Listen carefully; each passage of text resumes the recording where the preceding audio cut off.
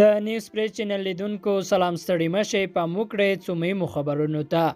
ګوادر کې 4 پاکستاني عسکرو ته مرګ ژوبله اوښتې. د پاکستاني رسنیو د راپورونو له مخې د بلوچستان ایالت په ګوادر سیمه کې د وسلوالو په یوه برید کې 2 سمندري عسکر وژل شوي او 2 نور ټاپیان دي. د ګوادر پولیسو ویلي چې دا پیښه نن د دغه ایالت د جیونی په ګین سیمه کې رامنځته شوې ده. د چارواکو په خبره ناپېژاندو وسلوالو په داسې حال کې د پاکستاني سمندري ځواکونو په نښه کړي دي چې په ګزمه له یادې سیمې څخه د تېرېدو په حال کې وه. پولیسو بیا ویلي چې په دې پیښه کې یو سرتیری وژل شوی او یو بل ټپېدی. تر اوسه د برید پړاو کومې ډلې پر غاړه نه ده اخیستې، خو تر دې وړاندې د ورته پیښو مسؤلیت بلوچ بیلتونپالو منلی دی.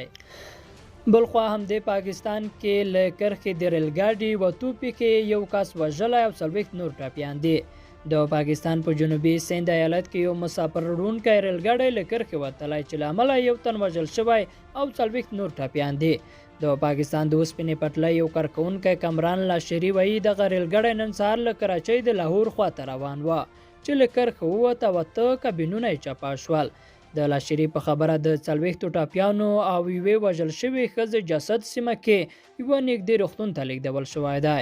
د پاکستان د ریل پټلۍ وزیر اعظم سواتای وایي د پیښې د لامل په اړه به څېړنه وکړي. او د افغانستان په هکله د کابل د 19 امنیتي حوزې اړوند سیمه کې ماین چاودنې 15 کسانو ته مرګ ژوبله اړولې ده.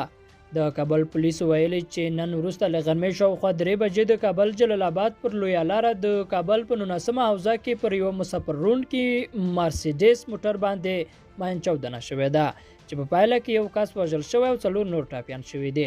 د چاودنې پړاو تر اوسه کومې ډلې پر غاړه نه ده اخیستې. او کونړ کې په یوه رستورانت کې چاودنې یو تن وژلی او 20 نور ټاپیان دي. د کونړ ولایت په مرکز اسداباد کې په چاودنه کې یو تن وژل شوی او 20 نور ژوبل دي. له سیمې څخه د ازادي راډیو د خبریال له راپور سره سم چاودنه تېر ماښام 9 بجې په یوه رستورانت کې وشوه. د کونړ د امنیې قمندانۍ ویاند فرید الله دهقان وایي چې دا پیښه د کبابو په رستورانت کې د ګازو د ډبې د چاودنې په نتیجه کې شوې ده. لیدونکو له ملتیا مننه، ښې چارې.